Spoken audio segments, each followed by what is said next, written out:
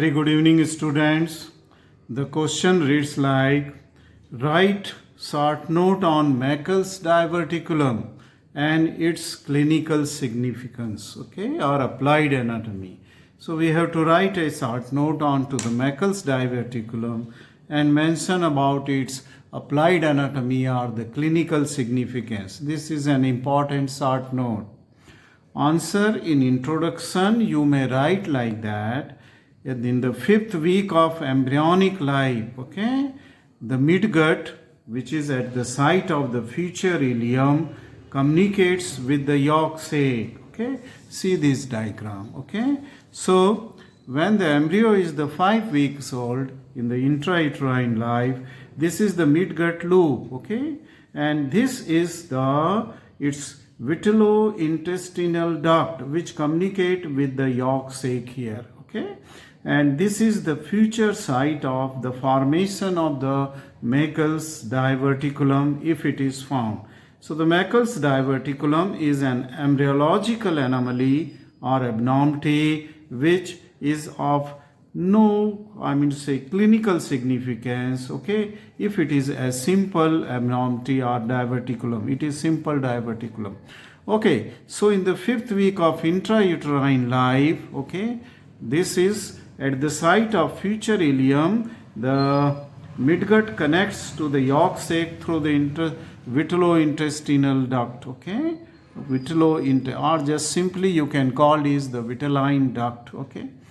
In adult, this site of the communications may remain as is small diverticulum, okay. Usually it just disappears by the end of the 6th week of intrauterine life, okay.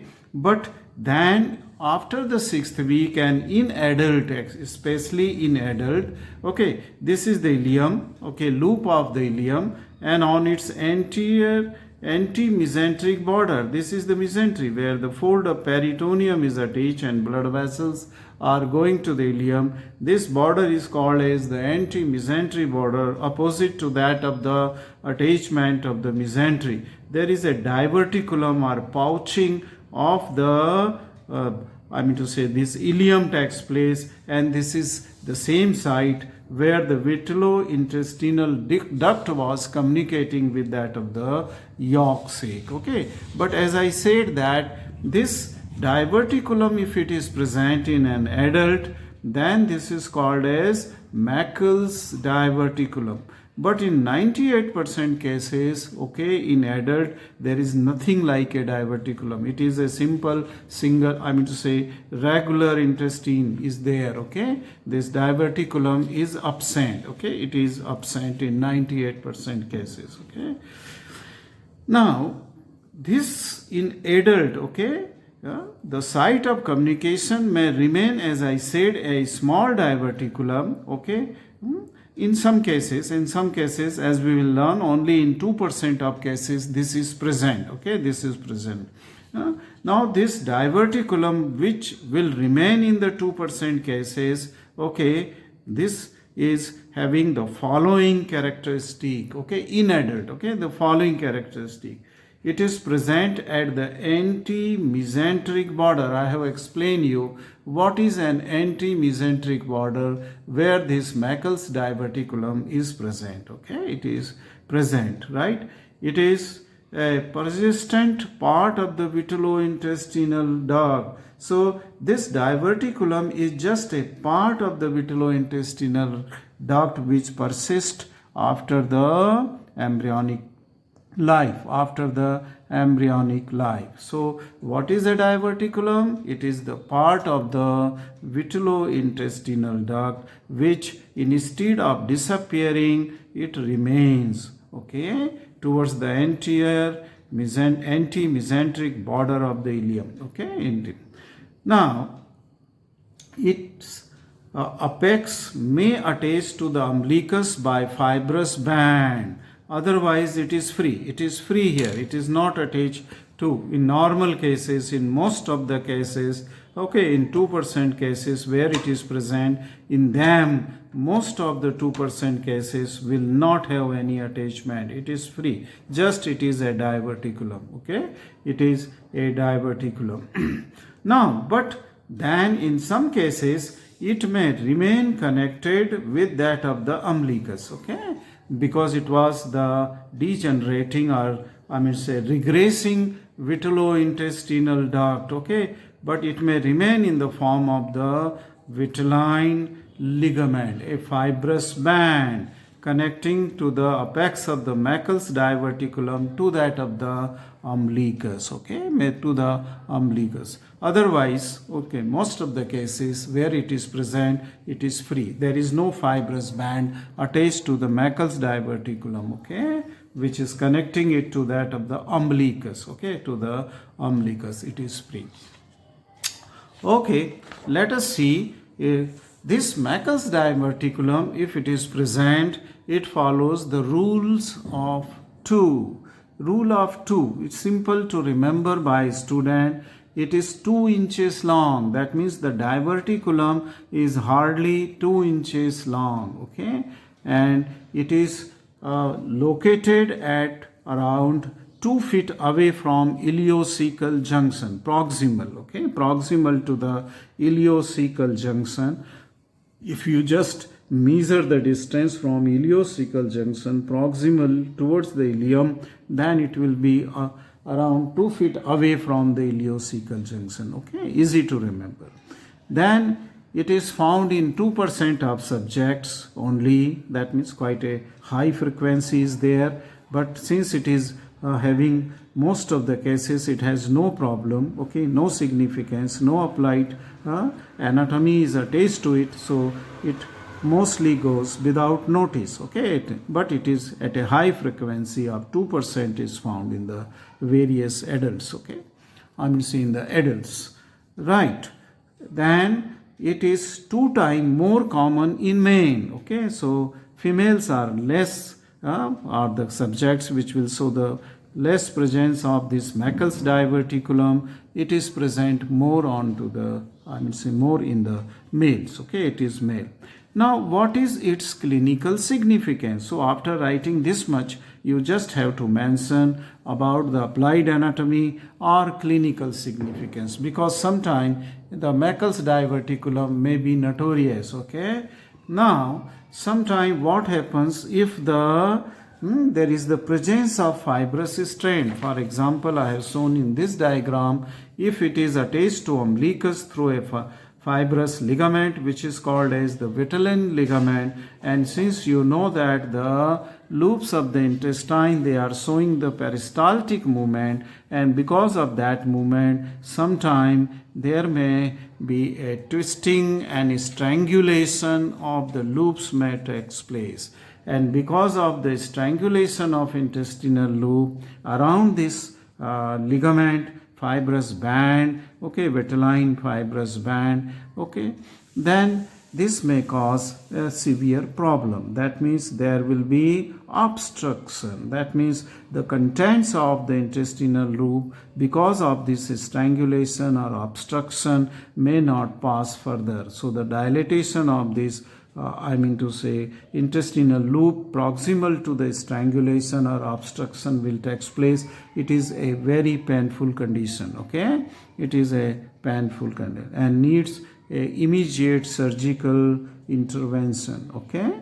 So this is the obstruction due to the strangulation of intestine, okay, because of the rotation around the fibrous band, okay. You can understand this, why the rotation takes place around this fibrous band which is attached to the umbilicus.